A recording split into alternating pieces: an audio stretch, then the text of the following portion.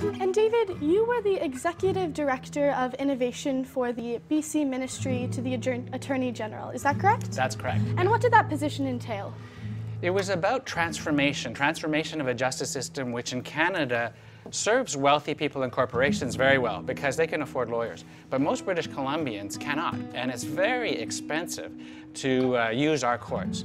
So the question was, how do we make them much more accessible, much less expensive, much faster? And so we looked around the world at different models of how to transform justice systems, and we picked from different places. eBay and PayPal resolve 60 million disputes a year online, so we looked at their online dispute resolution systems. Australia has a very good tribunal, which we modeled our civil resolution tribunal on. So we ended up bringing in the civil resolution tribunal, online dispute resolution, very new way of resolving disputes which didn't require very expensive lawyers and judges.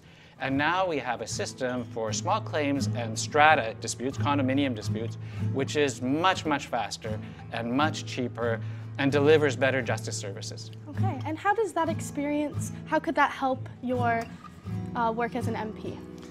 I think what we need in the next 10 to 12 years is deep transformational change in how Canada's economy works, how we power our economy, how our transportation systems work, how our social justice, how our social programs system work, because we're not going to get to deep change unless we're moving on all levels at the same time.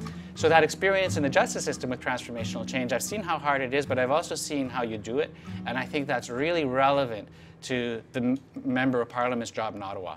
Okay, thank you. And do you have any other work experience that you think would be a benefit to your work as an MP?